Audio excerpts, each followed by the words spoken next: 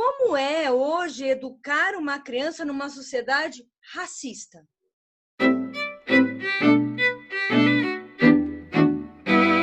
A gente tem visto aí na mídia, né, o tempo todo lendo, e tá sufocante isso. E a gente conversa muito sobre essa questão racista, preconceituosa, né, nesse mundo que a gente vive. E até algumas experiências que a gente tem pessoal, e aí a gente precisa falar sobre isso. A gente precisa compartilhar o que a gente está pensando, a gente precisa desmistificar algumas coisas que tem aí, que as pessoas muitas vezes se enganam. A gente precisa ver que ações que estão sendo feitas, quem está fazendo o quê, se alguém está fazendo o quê, como é que eu posso me engajar nisso, de que forma, né, que eu posso fazer parte disso. E é um bate-papo, não tem pergunta, não tem resposta, não tem certo, não tem errado, tem troca de experiência. E aí a gente vai começar assim, o que é racismo?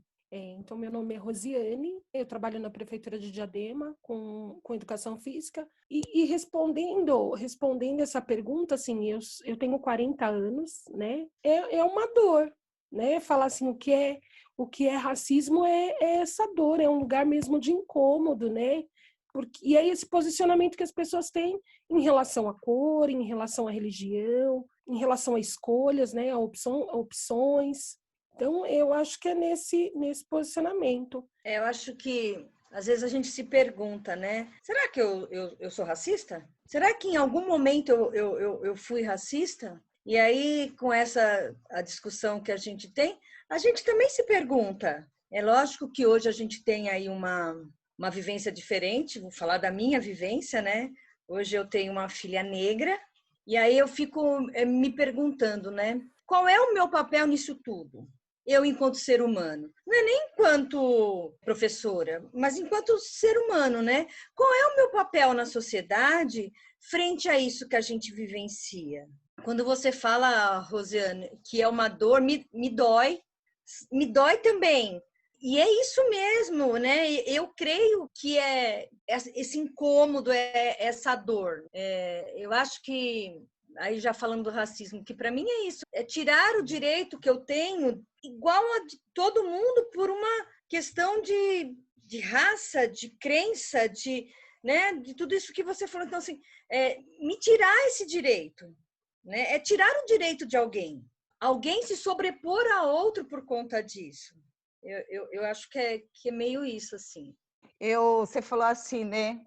Será que eu sou racista? Gente do céu, de verdade, essa pergunta, ela acho que pega todo mundo, assim. Porque hoje, quando eu penso nessa questão de será que eu sou racista, eu estava pensando aqui, hoje eu consigo identificar se eu sou ou não e que ação que eu faço de ser racista ou não. Por exemplo, se eu pensar em mim, sei lá, 10 anos atrás, eu sou uma pessoa racista.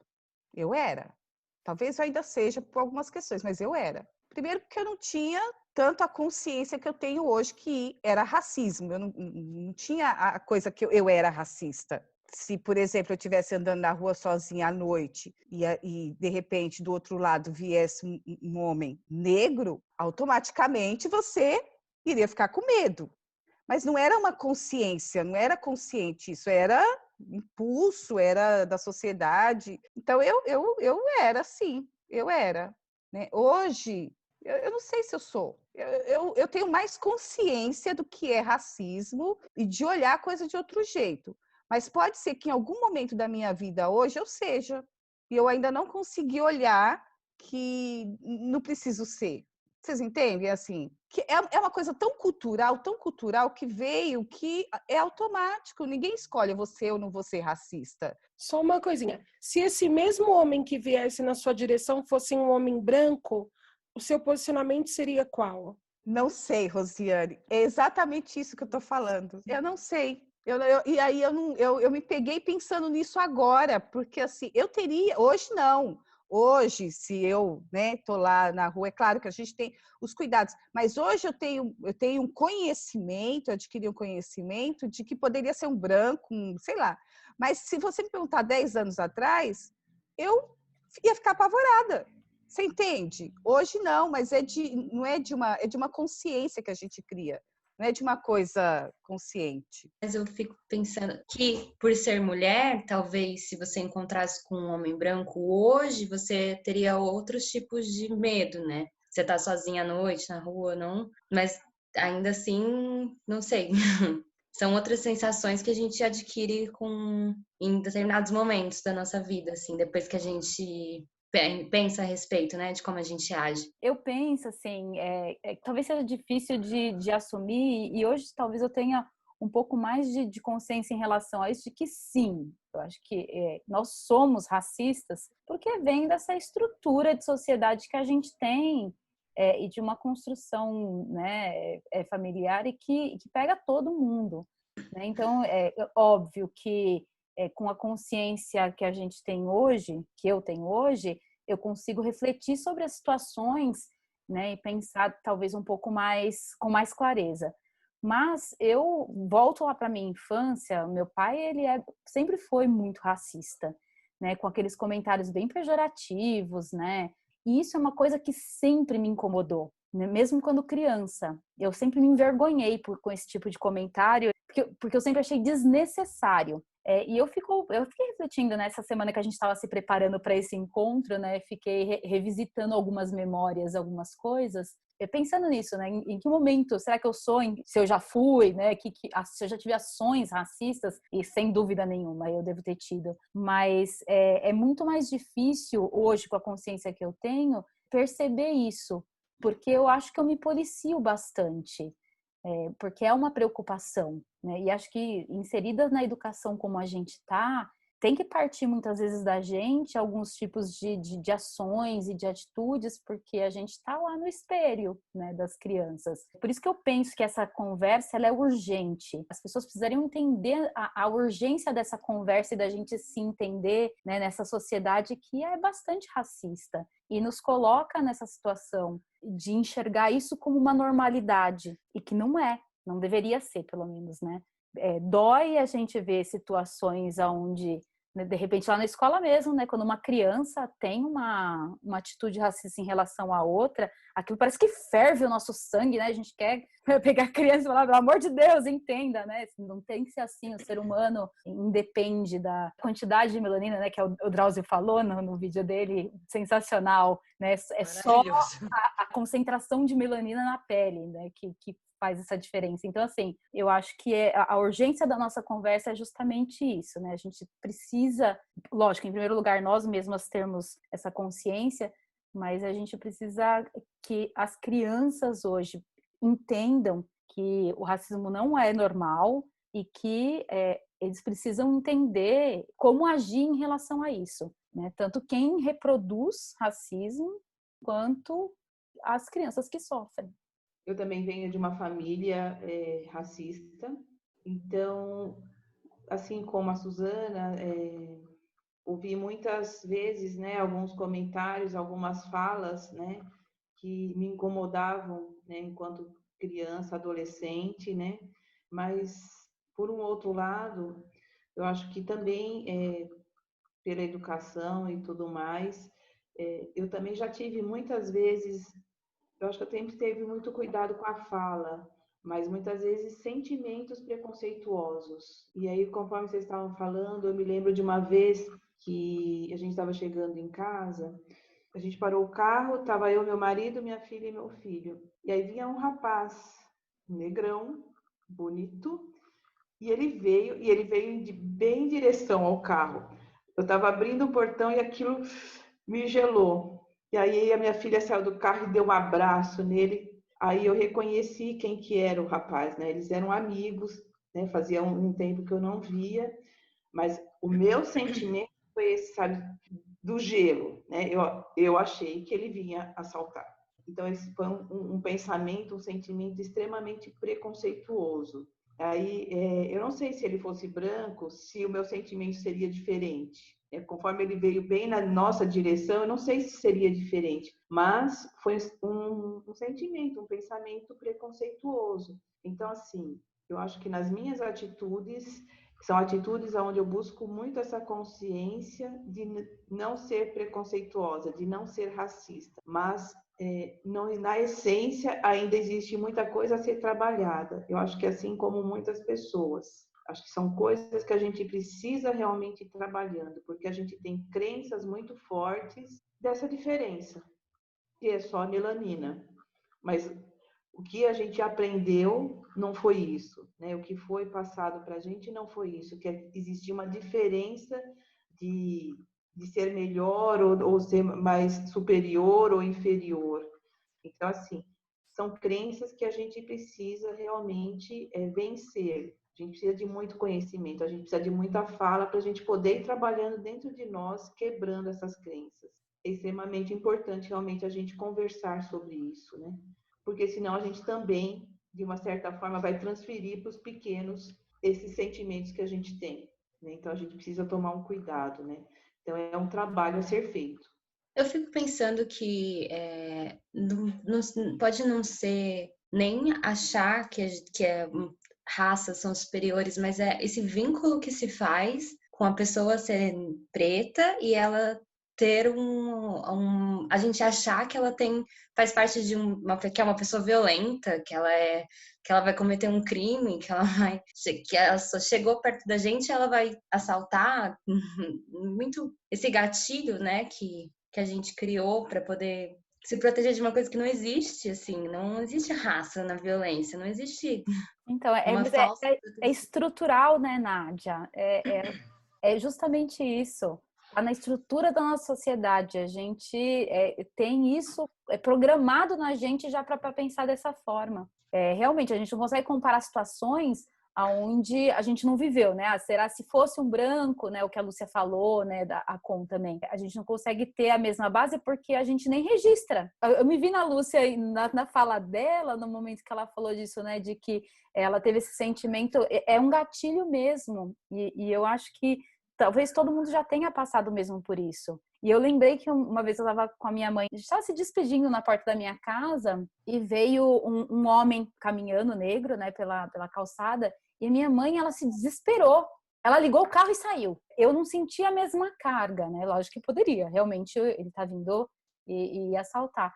Mas eu acho que a gente registra coisas e isso faz com que a gente tenha essas reações. Porque tá dentro de nós isso, de que o negro carrega essa violência, né? Parece que tá atrelado a isso. Eu tenho essa percepção também.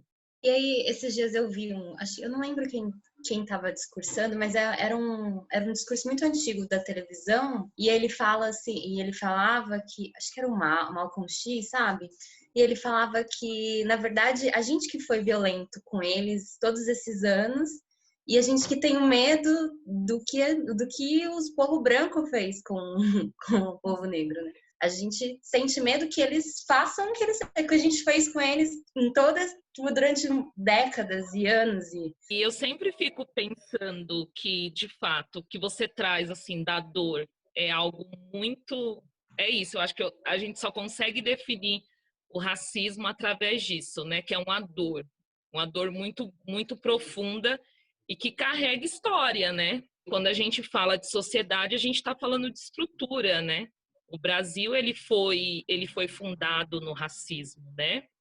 Ele, aí com o genocídio dos povos originários e os povos africanos também vindo para cá. Então, é muito tempo, né, de período de escravidão. A gente tem mais tempo de escravidão do que de liberdade desse povo, né? E uma liberdade sem reparação alguma. E o racismo, ele pega em todas essas vertentes que a gente fala, por isso que é uma dor muito profunda, né? Ele pega na religião, ele pega quando a gente tem os gatilhos de pensamento, porque é estrutural, naturalizou o racismo pra gente, né? Então, é normal a gente ter esses gatilhos. Eu, enquanto mulher preta, eu reproduzo o racismo, eu, enquanto mulher, eu reproduzo o machismo. É essa consciência que vai trazer assim, poxa, tive o gatilho, não vou reproduzir. Porque é muito tempo, né? É muito tempo dessa sociedade estruturada no racismo. Então, eu acho que não tem nem como a gente não ter esses gatilhos preconceituosos mesmo, né? Acho que é só a gente não... E igual a Suzana falou, ir se policiando para não reproduzir em cima do outro. porque é uma dor muito grande, né? E aí eu fico pensando, Érica, enquanto mãe de crianças negras ou não negras, qual é o nosso papel na sociedade, né? Ah, mas eu sou branca, meu filho é branco, tá tudo certo. Não, não tá tudo certo, né? O que você faz pro teu filho, pra tua filha, poder viver nessa sociedade? E aí, assim, algumas coisas que eu não sou preta, mas eu tenho uma filha, e o quanto que isso me causa preocupação e dor. Vou falar dor porque eu já vivenciei isso. Uma menina de 5 anos ser chamada de cocô é muito forte para mim. E aí, assim, no ímpeto, quando ela correu para mim, falou: mãe, fulano falou que eu tenho cor de cocô, que eu tenho cor de cocô, mãe. No ímpeto, eu falei: meu anjo, volta lá e fala para ele. Se você tem cor de cocô, o cocô dele é muito bonito. E outro, o cocô é ele. Então, no ímpeto, né, essa coisa da defesa, né? E eu disse para ela: não deixa, não deixa. Rebata. Você não é cocô. Eu falei, você é linda, sua cor é linda. Mas eu falar branquinha, eu falar para minha filha o que ela já vivenciou, isso foi uma das coisas, fora na escola, né? É doído mesmo. É doído você preparar uma menininha para enfrentar essa sociedade. Porque falar nada, Silvia, isso é coisa... Oh, imagina! Isso não acontece porque você não tem uma filha. A gente tem medo. Você não vivencia, então, assim, acontece sim. Eu falo para ela, falo, filha, pelo amor de Deus, não põe a mão em nada, porque, assim, é diferente. Quando você entra assim, parece que é um chamariz. E não é brincadeira, né? Não é coisa da minha cabeça. É fato. A Letícia, minha filha, ela com 6 anos de idade, ela estava com a companheira do pai dela, que também é uma mulher negra, com traços indígenas e tudo mais. Elas entraram numa loja lá no centro da cidade e ela comprou um brinquedo e saiu. O segurança foi buscar minha filha lá do outro lado da rua, falando que ela tinha pego o brinquedo da loja. A companheira do pai dela pegou, né, mostrou a nota, teve que mostrar a nota, o brinquedo, não tirou o brinquedo da sacola e tudo mais, e ele afirmando que a minha filha tinha pego o brinquedo dentro da loja. Uma criança de 6 anos. Então, é esse cuidado que você fala assim, o tempo inteiro, não põe a mão, não mexe, cuidado. Porque o tempo inteiro a gente está sendo perseguido, por exemplo, dentro de uma loja. Eu que ando de mochila, por exemplo. Eu ando de mochila, eu sou perseguido o tempo inteiro dentro das lojas. É incrível, assim. Então, é muito minucioso o racismo, né? Ele é detalhe. Por isso que é tão difícil, né? E a gente tem tanto tempo aí e a gente está fazendo essa discussão agora, né? Não a gente, né? Digo a sociedade em si. A gente tem tantos anos, né, que o racismo está aí e a sociedade parou para discutir isso agora, né? Então é algo muito urgente, de fato. Eu acredito que são momentos dessas discussões, né? Como na fala de vocês, quando vocês falam que isso é estrutural, e é estrutural mesmo. É no detalhe, igual você falou. A gente é perseguido dentro de loja, pode ter 500 pessoas dentro da loja. Você falou da mochila, eu ando de mochila, capacete, que eu ando de moto, capacete e jaqueta. Aí você imagina, você imagina a cena, né? É perseguido mesmo. E aí a gente acaba se acostumando, porque normalmente esse segurança que vai seguir a gente é uma pessoa negra. Sim. Sim. Na maioria das vezes, né? Então, essa questão, quando a gente fala que é essa questão estrutural, está impregnado na gente. A professora falou assim, ó, que não tem como ligar um negro à violência, a gente está intimamente ligado a isso. Quando a gente olha se dentro da população carcerária, o número de pessoas negras que tem, né? Tá ligado. Se você for ver os boletins de ocorrência, o número de negros que tem, tá ligado, extremamente ligado à violência. Porque a gente precisa o tempo inteiro tá provando, tá brigando, tá lutando, tá mostrando através de muita luta que a gente não tá ali roubando, não. que a gente foi fazer uma compra como qualquer outra pessoa da loja, e é um momento, um espaço de luta mesmo, de briga. Não é uma coisa que se concorde. Eu falo até na posição que eu estou hoje, eu sou professora dentro dessa escola, mas assim, a gente conta nos dedos quantos somos dentro dos espaços, nos espaços de liderança. Então, assim, é uma discussão que, infelizmente, me entristece o coração, mas é porque é da moda, está no auge da discussão. Não é porque existe uma preocupação, uma reparação, não é nada disso. É porque é o assunto da moda, infelizmente.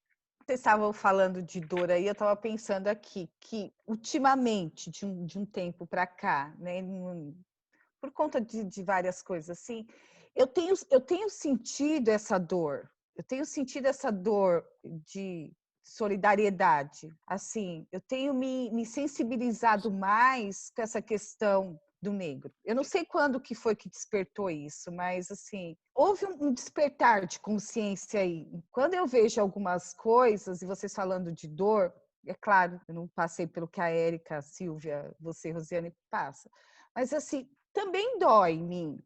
Eu também sinto dor, porque eu fico pensando assim, não pode ser normal. Tem pessoas que não estão mais se indignando com isso. E aí a gente precisa não banalizar isso, tem que se indignar, tem que ficar bravo, tem que brigar mesmo. E é uma briga constante mesmo. A gente precisa, quando eu falo em falar sobre isso, procurar aliados, parceiros, sabe? Pessoas aliadas com essa causa, parceiros que defendem essa causa, que olhem isso, que briguem junto com vocês.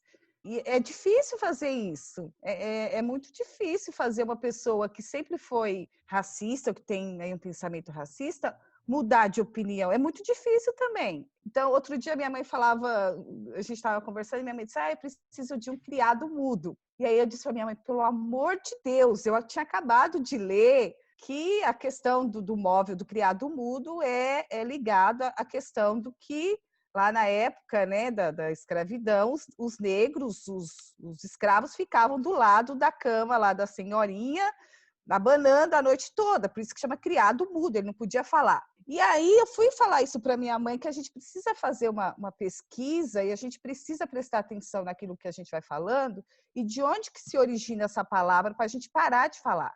E aí a minha mãe outro dia foi falar com meu irmão, quando ela foi falar que precisava de um criado mudo, ela não falou criado mudo, porque ela pensou assim, não, peraí, não é criado mudo que eu preciso de uma mesinha do lado da cama. Então, ela já pensou sobre aquilo, ela já fez uma reflexão rápida. Contribui, né, com o quanto o conhecimento contribui para essa mudança de pensamento, para essa mudança de pura reprodução. Por mais que a gente está inflamado, está aí todo mundo envolto nessa sociedade que vem toda estruturada nessa questão do preconceito, eu acredito que o conhecimento faz essa mudança. Mas quantos se propõem a realmente estudar e querer saber, ter acesso a esse tipo de coisa? Tem pessoas enraizadas, tem pessoas que trabalham com a gente, que tem isso tão enraizado, e assim, ela não vai tomar frente num momento de discussão de falar do contrário, porque o pensamento dela é aquele que está sendo defendido por quem está brigando, por quem está expondo o outro ao ridículo, entendeu? Então, eu acredito demais nessa questão que o conhecimento ele contribui muito para essa modificação dessa estrutura, né? Mas e que, infelizmente, são poucos os que se propõem a ver essa estrutura de uma outra forma, de entender os porquês, né? A raça negra está tão associada a essa questão da violência, essa questão do que não é bom. Existe um porquê. Por que foi se associando todas essas coisas ruins para as pessoas negras? São pessoas que vivem de lutas. Foi um povo largado à própria sorte. É um povo até hoje que fala, você é guerreira, você luta. Eu não queria ter que lutar, não queria ser guerreira. Então, eu queria ter a mesma oportunidade que o outro tem, né? Se me fosse garantido ter as mesmas oportunidades que o outro, talvez eu não precisasse lutar tanto, talvez eu não precisasse ser tão aguerrida, tratar as coisas com tanta violência. Então, eu acredito demais que o conhecimento ele abre essa porta, mas que, infelizmente, são poucas as pessoas que querem ter acesso a isso. E até mesmo, né, Rosiane, assim, ó, na própria estrutura da escola, vamos falar de escola mesmo, alfabetizadora, e aí, assim, tem lá os conteúdos para se trabalhar. Tem uma lei agora aí que nos obriga a trabalhar nessa questão da africanidade, tal. Mas se você vê o tipo de trabalho que é, porque, assim, ó, falar de africanidade é falar de escravo. E não é. Acabou. Mas não é isso. Isso não é isso. E aí, assim, eu concordo plenamente que, para mim, a única porta que nós temos para mas assim, minimamente conseguir entrar aí nesse universo para desmistificar um monte de coisa é o conhecimento. Mas, assim, eu acho que para isso tem que haver uma mudança, mas, assim, enorme na educação. E aí eu coloco aqui vale a pena? Para mim, vale. Eu estou falando essa mudança para a educação. Mexer nisso não. Melhor não. Ô, Silvia, Finge que mexe, que tá tudo bem. Finge. Põe lá uma lei. Se obriga o professor a trabalhar, ele não vai trabalhar coisa nenhuma. Ele pega um livro, fala de escravidão, fala lá das leis. Lei, acabou. Que bonitinho. Trabalhou. Africanidade. Não é isso. Mas é o que você disse. Pouco se propõe a se aprofundar no conhecimento. Exatamente. Até porque para fazer esse trabalho, a pessoa precisa se modificar nos seus conceitos, né, naquilo que traz. E isso dá trabalho. Você lidar também com o preconceito do outro, né, numa sala de aula com um monte de crianças e que reproduzem aquilo que é a família. Que as crianças, na idade que elas estão com a gente, elas reproduzem muito daquilo que elas vivenciam em casa, né, com a família. Sim. Falas das mães, falas dos pais, avós e responsáveis que estão com elas. Né? Então, você começa a cutucar ali na estrutura da criança, ela cata isso e leva para casa. Né? E aí isso vai gerar uma discussão em casa. Então, assim, mexer nessa estrutura com as crianças na escola é mexer com a comunidade toda, com a família toda, né? E a gente tem que estar ciente disso e bater no peito e falar, deixa que vem que a gente vai fazer, né? Acho que é isso que a gente está querendo fazer, né?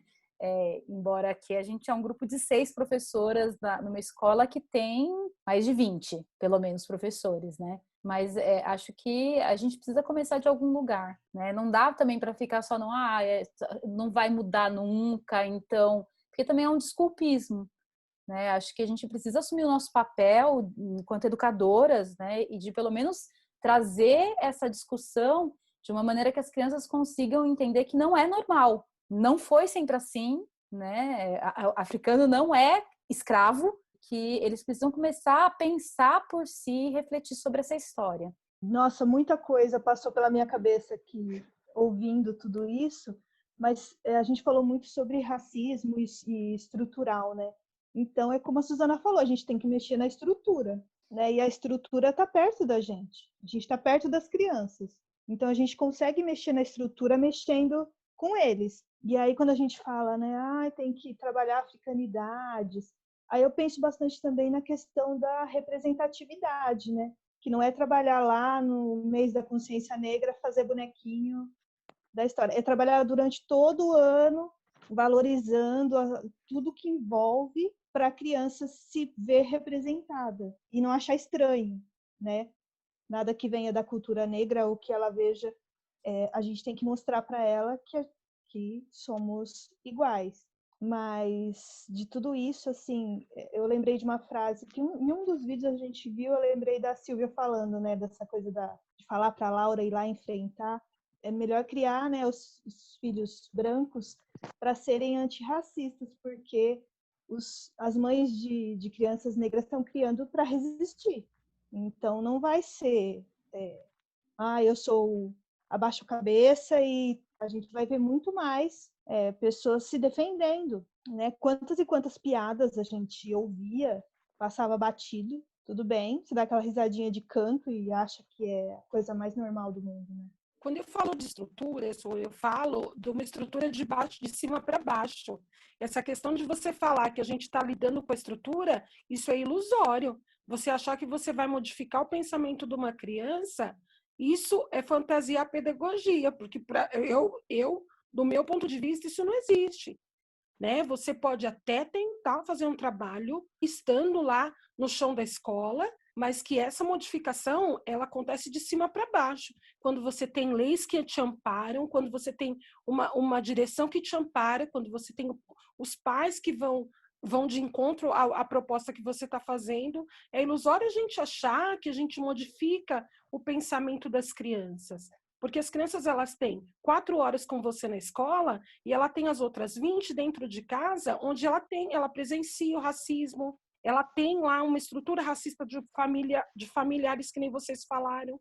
Eu acredito, né, que não é essa modificação. Eu acho que a gente tem sim que falar e se posicionar quando as coisas acontecem, porque não é uma coisa que a gente também consegue levantar um discurso mesmo dentro da escola, que nem vocês estão falando. Vocês são 6 dentro de uma escola de 20. Se vocês levantam até certos temas dentro da escola, vocês também não são bem vistas pelos próprios pares mesmo que a gente tem. Não mesmo.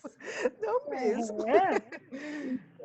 Então, de achar que assim, a gente está ali lidando com a massa de manobra que são as crianças e a gente consegue implantar nelas coisas para modificar o mundo. Eu acho muito romantizar a pedagogia, porque a gente sabe que não é assim. Né? Eu estou aí vivendo 40 anos e tem situações, N situações de racismo, já vivi N situações de racismo com o Pedro, mas que é diferente dessa questão da sala de aula. O que a gente vai fazer? Então, a gente precisa, sim, vir de leis que amparam, de gestões que amparam a gente nos nossos projetos, nas nossas propostas enquanto escola, sim, fazer uma modificação, uma conversa, um bate-papo mesmo com os pais, para ver o que isso tem também de realidade para eles, né? O quanto eles debatem esse tipo de assunto, o quanto eles estão preparados para a conversa, porque muitas vezes também não estão. Eu, quando coloco a questão do nosso papel, Rosiane, não é romantizando a pedagogia, não, porque eu acho que trazer essa pulga, né, é criar alunos talvez críticos em relação a olhar a sociedade talvez por outras lentes, né, que ele não vai ter acesso na casa dele, né, com a família. Então, a gente precisa trazer, sim, esse acesso, esse pensamento crítico em relação às determinadas situações que acontecem, porque eles têm condição de discutir, sim. A gente sabe, ao longo dos anos, né, nas discussões que a gente já propôs para os alunos, né, lá na escola, a gente percebe que eles têm condição de fazer algumas relações e perceber diferenças, às vezes, na realidade que eles vivem com relação a outras questões. Então, assim, a gente tem esse papel. Eu acho que para tornar a criança um ser crítico, dentro, lógico, da limitação dela enquanto criança, mas de perceber que as coisas não são normais, né? Eu acho que esse, sim, é o nosso papel. Sem dúvida nenhuma. Mas o quanto a gente está preparado para lidar com esse aluno Sim. que também vai ser crítico, com esse Sim. aluno que vai ser questionador. O quanto a gente está preparado para isso também, entendeu? Então, Sim. eu acho que assim, a gente levanta, sim, alguns pontos, mas a gente precisa também estar preparado, porque aquele mesmo aluno, você começa a fazer um trabalho desse no primeiro, no segundo ano, esse aluno vai ficar com você até o 5º, né? E qual vai ser a estrutura que a escola tem para continuar essas discussões? Ou, enquanto estiver na sala da Silvia, vai discutir, na sala da Com vai discutir, daqui para frente não se discute mais. Não, isso aí você viu lá na sala da Conda, aqui a gente não discute nada disso, porque tem isso. Sim, a gente enfrenta isso. E aí, gente, é a nossa realidade. Ela tá certa. E quantas vezes a gente já discutiu isso? Que a gente está aqui numa discussão e a gente sabe de tudo isso, Rosiane, isso nos incomoda tremendamente, né? E quando a gente propõe uma discussão, eu vou falar mesmo. Todo mundo foi convidado. Não foi uma coisa fechada. Todos foram convidados da escola. Todos. Não é só professor. Todos. Onde estão? E aí, eu acho, sim, que é um trabalho... Pode ser essa proposta, não é? Criar, eu quero um aluno crítico, eu quero um aluno questionador, eu quero um aluno participativo, então você segura o rojão desse aluno depois. Mas a gente não pode deixar de fazer. Se calar. Sim. Eu acho não que a gente tenha que se calar, exatamente. Não sou totalmente a favor de que precisa falar sim, precisam levantar os debates sim, mas a gente precisa também estar preparado para o que vem. Sim, Entendeu? Porque normalmente vem. vem. E vem mesmo, Rosiane. A gente Né? já Não é vivenciou. brincadeira, nós vivenciamos isso. A todo momento, né? Enquanto a gente estiver escutando algumas coisas e Tá bom, né? a Silvia tendo uma mãe como você, que ela conseguiu resgatar para o nosso debate, é que alguma coisa foi plantada lá. Eu acho que Exatamente. pode ser mesmo uma visão muito romântica, mas eu acho que alguma coisa ficou. Ficou em você, ficou no seu filho, alguma coisa ficou da IMED.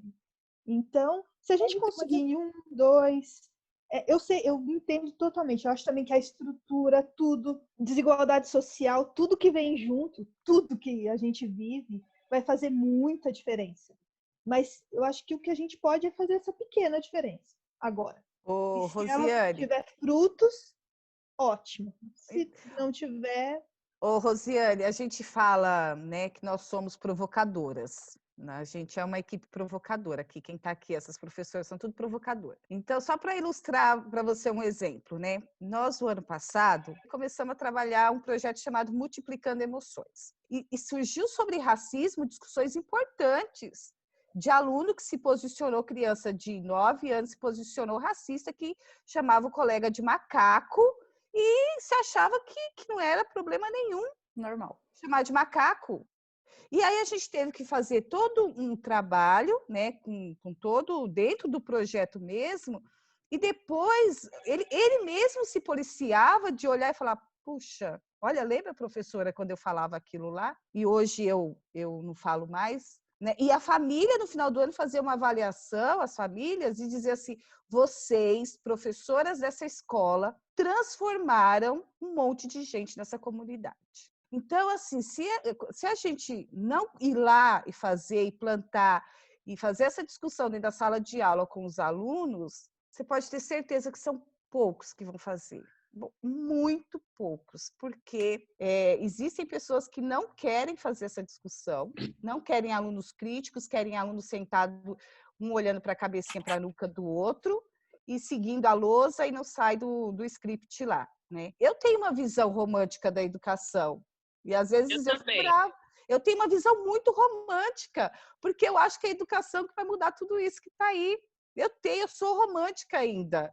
E eu não quero perder o meu romantismo em relação à educação, porque eu acredito muito que são essas crianças que estão aí que vão modificar, que vão falar sobre racismo e que não vai deixar ninguém chegar e falar, ó, macaco. Ele vai virar e vai dizer, eu não sou macaco coisa nenhuma, eu vou contar a história da minha raça para vocês. Ocon, e a gente só tem essa estrutura racista brasileira porque existe um apagamento histórico muito grande, né? Eu, por exemplo, eu nunca ouvi na escola a história do meu povo. Sempre foi pelas vias da colonização, pelo olhar do colonizador. Sempre foi que o Brasil foi descoberto e tudo mais. Eu fui à procura saber, e como é difícil encontrar coisas para se ler sobre africanidade, sobre um monte de coisas. Então, dá trabalho tudo isso. Então, o professor que está lá, até porque tiveram que fazer uma lei obrigando a escola a falar sobre racismo, sobre africanidade, coisa que é nosso, né? O Brasil é composto aí por um monte de pessoas negras. Então, assim, eu tive que ir atrás, e o professor, ele não quer ter esse trabalho de ir atrás, ele vai pelo olhar do colonizador mesmo, assim, do que está lá no livro, que o livro didático também é racista, a nossa língua é racista, né? Quando você fala do fazer nas coxas, do criado mudo, a nossa língua é racista em muitas coisas. Então o professor vai pegar o que está lá no livro e vai passar. Ele não vai procurar, ele não vai pesquisar. Então existe um apagamento histórico muito grande. E eu acredito que a gente ainda está nessa estrutura mesmo racista porque a escola não toca nesse assunto, né? Eu não me via dentro da escola enquanto criança negra. Eu sempre fui uma criança apagada, e não só eu, como tantas outras crianças negras que passou. Eu evadi, eu saí da escola na 4ª série porque eu já não aguentava mais aquele ambiente, o quanto aquele ambiente para mim era violento estar ali, porque eu não via professoras negras, eu não via falar do meu povo, então para mim era muito... E eu não sabia o que era essa dor. Eu só não queria mais frequentar aquele espaço. porque me doía. Doía a forma que as professoras tratavam as crianças brancas de um jeito e as crianças pretas de outra forma, porque também tem isso muito. A criança branca, ela pode fazer o drama, ela pode fazer o melindre dela, porque ela vai ser considerada uma criança sensível, uma criança que está com algum problema em casa. A criança preta, não. Ela nunca vai ser vista enquanto criança nessa sociedade. Ela é vista como um mini adulto, que precisa ter responsabilidade, que ele não pode chorar, que ele vai ser sempre a criança violenta. Né? Então, isso a gente carrega. Então, para mim, aquele ambiente da escola sempre foi muito violento para mim, estar naquele ambiente. E eu saí na 4ª série. Decidi que eu não ia mais para a escola, por conta de toda essa violência. E aí, depois, eu voltei e fui me estruturando. Mas é muito difícil. Eu acho que a gente precisa falar assim. Os povos que vieram para cá não foi um povo que já veio escravo. Era um povo livre. A África é um continente, não é um país. Existem vários povos ali, existem várias culturas, que tudo isso foi arrancado. O povo não veio para cá porque eles quiseram. Eles vieram para cá sequestrado mesmo e marginalizado, e até hoje não existe reparação histórica para isso, né? Então é muito nesse olhar. Eu romantizo e eu acho que a educação tem aí um forte poder nisso tudo. Porque quando a criança estiver lá na escola e ela se vê falando dela ali, eu acho que o ambiente fica mais gostoso e mais legal para ela estar. Eu acho que a gente tem que ter a lei, a gente precisa de mais leis que obriguem sim a ser falado, Sim. Porque a gente não teve essa formação enquanto crianças, né, na escola, nunca foi, né, sempre foi reproduzido dessa forma.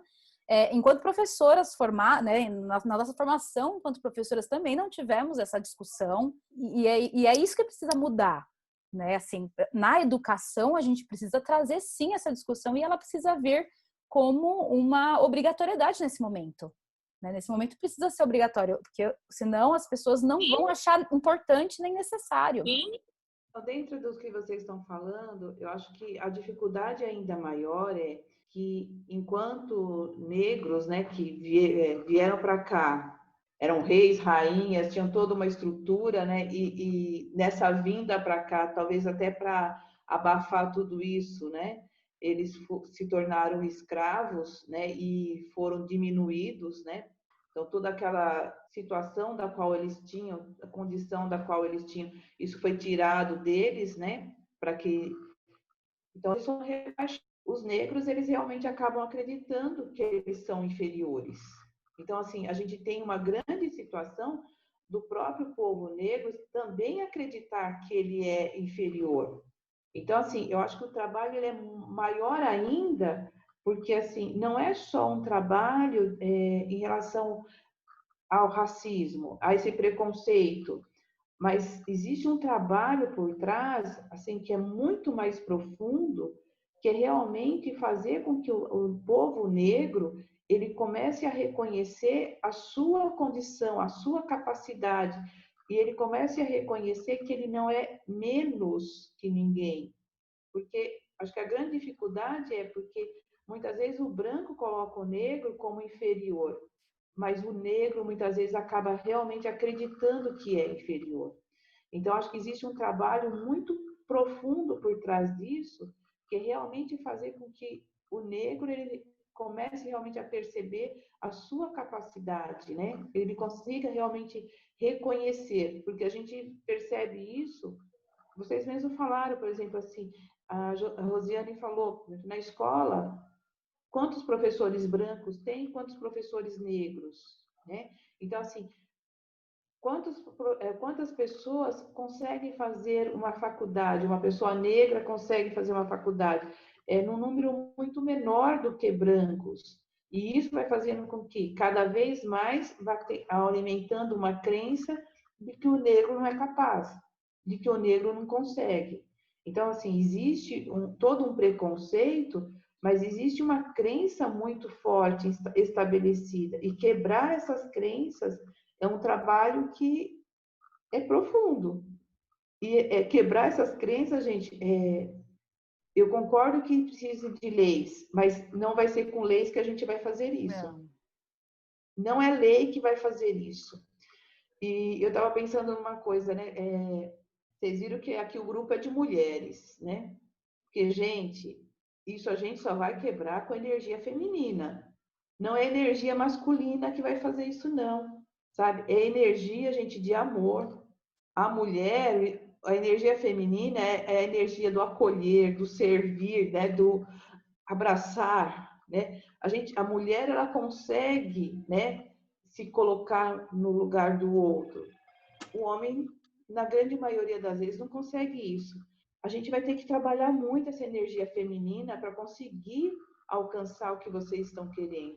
Essa situação é a condição de você realmente levar para a pessoa e fazê-la realmente acreditar no potencial que ela tem. E potencial não tem nada a ver com a parte externa, com a cor da pele. É aqui dentro. Mas se a pessoa não realmente trabalhar isso, que é a capacidade que ela tem interna e não a cor da pele que faz diferença, infelizmente a gente não vai conseguir muita coisa.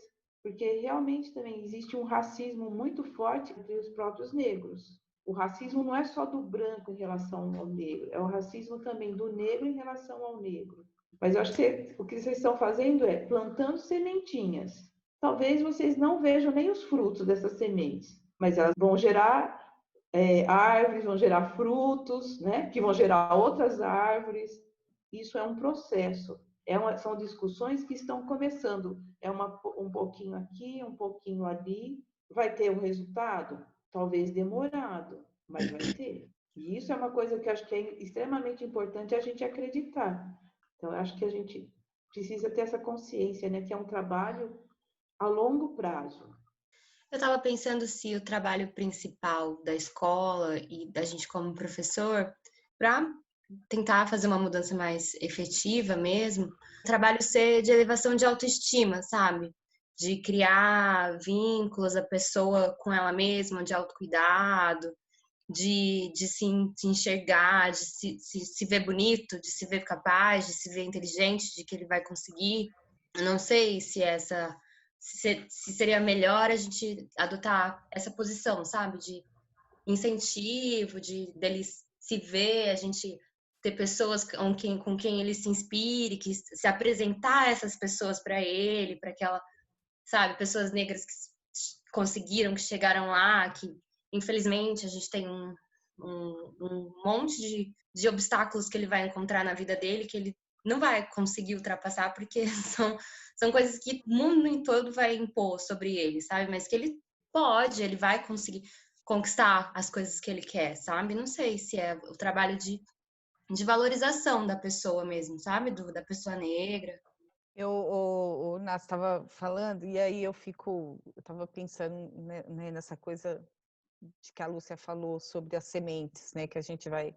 Talvez a gente não colha mesmo, acho que não, né? Mas eu também fico pensando em algumas coisas que a gente tem visto aí, né, nas mídias, e pensando assim, que alguém na vida dessas pessoas passaram e deram esse toque, né? E aí eu fiquei pensando no episódio daquele menino lá que o cara ofendeu, né? Aquele motoboy, entregador. E ele se posicionou de uma forma de dizer, né? Assim, ele não abaixou a cabeça, ele foi super educado e ele respondeu à altura. Então, em algum momento na vida daquele menino, ou a família, ou um professor, ou alguém passou e disse para ele: você não precisa abaixar a cabeça, você pode ser educado e responder à altura. Ai, Né? se você precisar, também seja mal educado. Em algum momento, alguém disse para ele que ele podia não deixar o cara fazer aquilo com ele.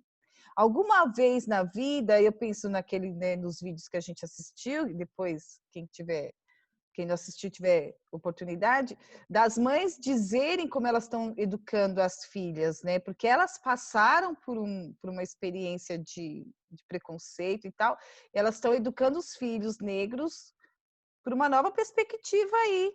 Então, assim, para elas irem falarem sobre isso, alguém passou na vida delas também e fez esse trabalho, dizer, olha, você é capaz, vai lá e tal. Eu acho que tem pessoas que já vêm fazendo esse trabalho de conscientização há muito tempo, bem antes, né? Então, elas estão lutando, né? Eu vejo mais resistência, assim, né? Não sei se é uma visão minha, Mas eu tenho visto mais, assim. Vocês estavam falando aí, eu estava pensando numa... Né? Se vê que assim, a pessoa é preconceituosa até com o bichinho, pela cor do bichinho. Então, assim, o quanto que isso é profundo, né? Quanto que isso está enraizado nas pessoas. Então, assim, é um trabalho que é profundo isso, que é super necessário. Mas eu acho que assim, é só um exemplo para se mostrar assim, o quanto que isso vai fundo na alma das pessoas, sabe? E infelizmente assim, tem pessoas que elas são muito cruéis. Então assim, a criança, ela tá ainda muito mais assim suscetível a receber informações novas, a pensar de forma diferente. Eu acho que é um trabalho que vocês têm hoje um potencial na mão, que são as crianças que estão abertas a conhecer coisas novas. Talvez os adultos, os pais, seja muito mais difícil ser trabalhado isso, porque já está enraizado. E apesar da dificuldade que a criança tem, é mais fácil de repente, vocês trazerem, pelo menos, possibilidades das crianças pensarem de forma diferente, enxergarem o mundo de uma forma diferente, mostrar para ele, olha, tem outras formas da gente ver essa situação. Né? Às vezes, a criança negra, ela está tão ali dentro de uma crença de que é assim mesmo, de que ela nunca vai sair daquela situação, que ela acredita que aquilo é verdade, e ela realmente não acha que ela tem possibilidade de sair daquilo. E, de repente, é mostrar, olha, igual a Nádia está falando, olha, você é bonito porque a sua pele é bonita, né? A sua cor é bonita, você é bonito dessa forma, você não precisa ser igual ao outro para ser bonito. Né? Você não precisa ter o nariz fino ou ter a pele branca para você ser bonito. Você é bonito do jeito que você é. Acho que são coisas que precisam realmente ser colocadas na cabeça das crianças para elas poderem começar a ver o mundo de uma outra forma, né? Sentir a vida de uma outra forma. Eu acho que é a possibilidade que vocês estão dando a todas essas crianças, é de perceber as coisas de uma outra forma. E isso é super saudável, é super importante. Lúcia, você falando, né, a Ana falou também dessa coisa da autoestima, o quanto é difícil isso, né? Eu não sei, a Rosiane talvez tenha aí com o Pedro passado alguma coisa, mas, por exemplo, a Laura, as meninas que convivem comigo sabem da minha luta enquanto cabelo da Laura, porque ela hoje bem menos, mas a ideia da minha filha é: mãe, quando é que você vai alisar meu cabelo? Ela tinha 5 anos. E aí eu perguntei para ela, né? Por que, filha? Teu cabelo é maravilhoso, dera a mãe ter um cabelo igual o seu, né? E isso ela conviveu muito, né? Sabe, né? Do trabalho, porque ela queria alisar o cabelo. E aí, uma vez, ela falou de novo, né? Eu falei, filha, por quê? E ela falou, porque meus amigos falam que meu cabelo atrapalha. Como falar para ela? Não, filha, o seu cabelo não atrapalha. E só que as crianças, né, na escola, então, falam assim: você não pode sentar na última fileira? Você não pode sentar lá para trás? Não, minha filha não vai sentar lá para trás. Ela vai ficar onde ela tem que ficar, que é o lugar dela. Hoje, né, assim, e tem essa preocupação, gente. Eu tenho essa preocupação. E eu vou falar para vocês que acho que o medo é meu também. O rapaz do vídeo, ele fala assim, que ele passou algumas coisas enquanto homem preto e que ele não sabe se ele suportaria ver o filho dele passar. E é mais ou menos isso. Então, a Laura tem aula às 7h30, online. Ela acorda e eu falo, filha, dá uma arrumada no cabelo. Porque eu tenho medo que alguém fale alguma coisa para ela. Eu tenho medo mesmo. Eu não sei como que eu vou lidar. Eu não sei se eu vou conseguir ser polida. Não sei se eu vou conseguir, se eu pegar alguém virtualmente falando da minha filha. Então, eu acho que a gente também carrega esse medo, né, de uma mãe. E essa coisa de elevar a autoestima é o que a gente faz o tempo todo com a Laura, por conta dessa discriminação mesmo, e é mesmo. Você falou dessas coisas de medo de mãe. eu tenho uma situação na minha vida que eu lembro muito, porque a minha mãe é uma mulher negra, né? E eu sou branca, bem branca.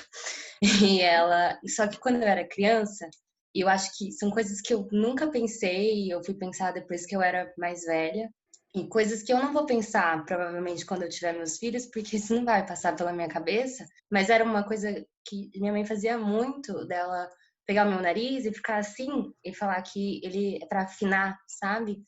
E aí eu fico pensando no medo que ela tinha, que ela já tem 60 e poucos anos, de eu carregar traços negros e eu sofrer alguma coisa, não sei, eu nunca questionei também, mas eu fico pensando o que passava pela cabeça dela e como ela reagiu para se sentir assim, sabe? E eu, sendo branca, ainda passar para mim esse medo que ela tem, sabe? Então, nunca vou sentir isso, né? Nunca vou saber o que é. É muito doloroso, deve ter sido muito doloroso ela fazer isso comigo e para ela se sentir mais segura, assim, sabe? Difícil, né? Isso. Tem coisas que, por mais que a gente queira, a gente nunca vai saber. A Rosiane passou por situações que eu posso imaginar, mas eu nunca vou saber o que você já vivenciou, Rosiane. Então, assim, tem experiências que, assim, por mais que a gente imagine, a gente nunca sabe, nunca sentiu realmente aquilo. A gente imagina o que possa ser, mas a gente não tem como a gente saber como é, né? Então, assim, tem situações, por exemplo, a Silvia falando em relação à Laura. Eu imagino como que é, porque, assim, a gente muitas vezes suporta muitas situações, mas a gente não suporta que os nossos filhos passem por aquilo, né? Por alguma situação. Uma questão de instinto mesmo, a gente quer proteger o filho, né? É uma sensação instintiva mesmo. Quanto é duro quando se a gente já vê uma outra pessoa que a gente muitas vezes nem conhece, passando por alguma situação preconceituosa, aquilo já, né, mexe com a gente, vendo isso passar com o filho, né? Quanto que isso é complicado. E aí, Nádia, o que você fala é assim, é uma situação talvez invertida, né? Porque a sua mãe negra, né? Você branca, mas e o medo que ela tinha de você passar por a mesma situação que ela, né? E às vezes também tem o preconceito, muitas vezes. Eu tenho sobrinha negra, e aí os filhos são brancos. E aí o preconceito é ao contrário, né? Porque as pessoas muitas vezes acham que de repente o filho não é dela, né? Já passei muito isso. Então, assim, é a situação contrária, né? Que muitas vezes vê o filho como fica olhando para ela com aquela cara assim de é filho seu mesmo, né? Será que você está roubando a criança? Enquanto pessoa branca, eu nunca vou saber realmente como que é essa sensação, né? Essa situação de uma vivência muitas vezes atrás da outra e de situações preconceituosas, né? Então, talvez são coisas que a gente não sabe de verdade como é sentir isso, né? Ficou muito na minha cabeça, assim, a primeira fala da Rosiane, viu, Rosiane? Vou ficar pensando sobre isso agora. Essa coisa da dor. Fica martelando, assim, porque a Lúcia falou agora, né? Eu não vou passar por isso, né? E eu não sou branca, não, viu? Eu sou descendente. Minha avó, graças a Deus, era uma negona. Por mais que eu faça um exercício, eu não vou conseguir chegar perto de você, a Érica, dizendo assim, entrando com uma mochila numa loja, seguranças indo atrás, ou numa loja ou num shopping. E aí ter aquela coisa de dizer, eu não posso ficar à vontade nesse ambiente, que teria que ser democrático, porque a pessoa, eu não vou conseguir ficar tranquila, eu não posso escolher uma roupa ou escolher um objeto dentro de uma loja, ou ir a um supermercado tranquilamente, sendo que alguém me vigie. Isso é muito dolorido. Acho Isso que de verdade. Nem Oi? só vigiar, né? As pessoas vão te confundir com a empregada, vão sempre te ver de uma maneira como se você não fizesse parte daquele lugar ou de qualquer coisa que você frequente, né? Você não é alheio ao lugar, você é um objeto mesmo, ou uma pessoa, sei lá, que está a serviço, a servir alguém. Gente, isso é cruel. É um mundo cruel. A gente está vivendo muito, muito cruel, assim, né? Da gente pensar. E aí, acho que a gente precisa pensar nessa coisa da empatia, né? E aí a gente precisa se colocar mesmo no lugar do outro. A gente precisa pensar nisso, assim, se fosse comigo, como que eu ia agir, né? De pensar. E pensar nas pessoas que nos cercam e outras pessoas, pensar nisso com mais empatia, né? E isso, cada vez que a gente vai falando, isso vai ficando mais latente na minha cabeça, assim, né? E aí eu fico pensando, gente, já aconteceu tanta situação, que aí vocês foram falando e eu fui pensando, assim, eu falando do cabelo da Lara, e eu pensando que eu estava na faculdade, quando uma professora virou para uma colega minha e disse para ela assim, amarra seu cabelo porque tá, uma colega negra, amarra seu cabelo porque tá te impedindo de refletir melhor. Como que na época a gente não se dava conta, né, de que aquilo era racismo, assim, ó, exposto. E aí eu fico pensando, gente, imagina a minha amiga, e eu nem caiu a ficha de que, imagina o sofrimento da minha amiga que estava do meu lado.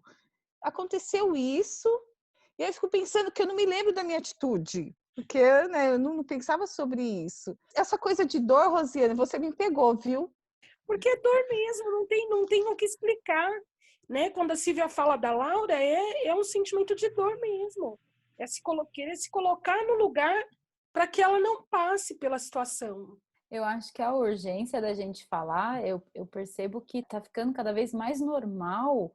A gente vê cada vez mais situações aparecendo, mas não é porque elas estão acontecendo mais, é porque agora elas são filmadas, agora elas estão aparecendo, mas elas sempre aconteceram. O problema disso, por um lado, é ótimo porque a gente está vendo e precisa enfrentar, mas por outro lado, vai ficando cada vez mais normal, né? E as pessoas não têm mais medo, eu não sei se é medo a palavra, de falar, elas se sentem atualmente legitimizadas a serem racistas. Por isso que eu me preocupo, que eu acho que a gente tem sim, enquanto escola, discutir isso, porque ela não tem que ser normal. A gente precisa entender e ser críticos às situações, porque tá na mídia de uma maneira que... Bom, a gente vê nas manchetes de jornais. Quando a situação acontece e é um menino branco, é o estudante. Quando o menino é preto, é o traficante. A violência tá até na escrita da manchete, né, da notícia que se dá. Eu tenho muito uma discussão com os meus amigos sobre... A gente sempre volta na questão do... é opinião. A pessoa tem essa opinião, ela pode falar o que ela quiser, porque ela tem liberdade de expressão dela. Eu acho que as pessoas não têm que se sentir livres para serem racistas, preconceituosas, sabe? Elas não... Acho que... tipo, o meu cunhado, ele é muito polido, assim. Ele fala que, se ele tá numa discussão e alguma pessoa é racista, ele simplesmente, sei lá, levanta da mesa, vai embora. Eu acho que não é assim que você tem que tratar. A pessoa não pode se sentir confortável em ser escrota, entendeu? Você até porque é crime. No Também. Brasil é crime, não se trata como, nunca acontece a punição que deveria acontecer, mas é um crime. Tem que esfregar na cara da pessoa o que ela tá fazendo, como ela tá agindo. Não é liberdade, não tem que ser, qual que é a palavra? Deixar isso passar, ser, tudo bem.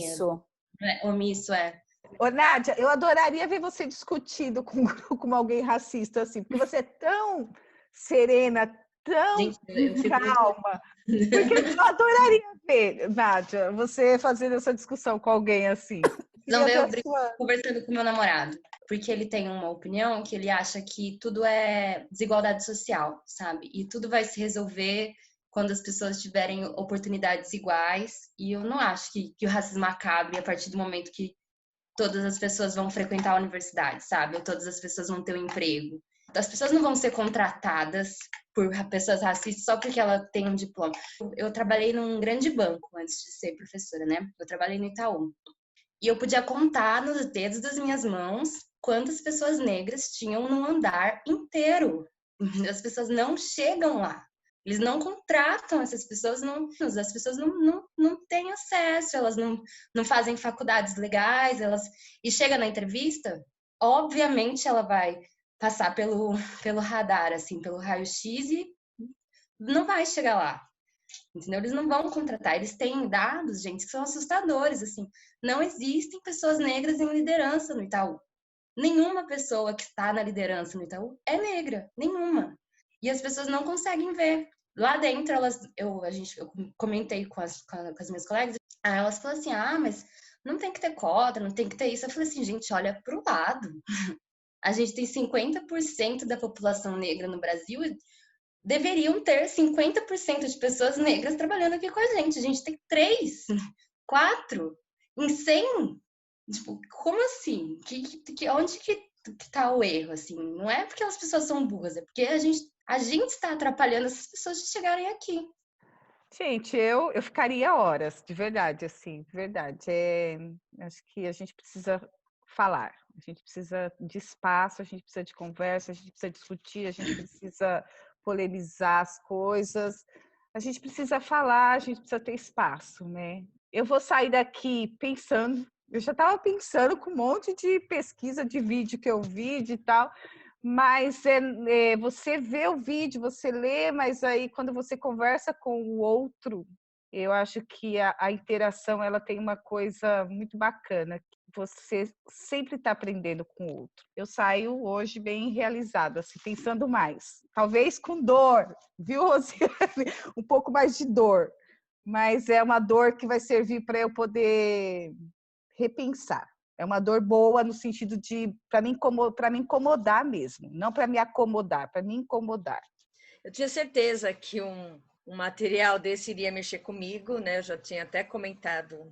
Eu acho que não ia ser uma coisa, de forma alguma, passaria em branco para minha vida. Estar com vocês, né, meninas, é muito bacana essa ideia que a gente tem. Eu acho que a gente tenta o tempo todo fazer o melhor, dar o que a gente tem de melhor, sonhar mesmo, né, que a gente pode mudar alguma coisa. Lúcia, obrigada por você aceitar, sempre estar com a gente, né, batendo um papo. Acho que isso é tão importante, né, para a gente ter pessoas que não são do conjunto escola. Eu acho que é tão gostoso essa coisa de ter pessoas assim que não fazem parte desse universo escolar, né? Então, assim, eu acho que você aí é a nossa parceira. Quero te agradecer muito mesmo por ter aceitado mais uma vez conversar com a gente, né? Eu que agradeço, Rosiane, assim, eu me emociono de verdade, né? Eu me sinto muito honrada, de verdade, da sua participação, né? Eu acho que a gente precisava de ouvir alguém tão próxima da gente falar sobre isso. Então, eu quero te agradecer imensamente por você ter aceitado. Já acabou o tempo? Acabou. Eu paro? Não, você pode falar. Eu vou falar assim, ó, que eu falei para vocês, não romantizem a pedagogia, mas eu sou uma completa apaixonada. A gente sabe disso. A gente sabe, né? Senão você não estava aqui. Senão você não estaria. Não estaria, né, Com? E é isso, gente. Obrigada pelo convite. Ai, Pedro! Lindo! Pedro! Coisa linda! Ai, que lindo!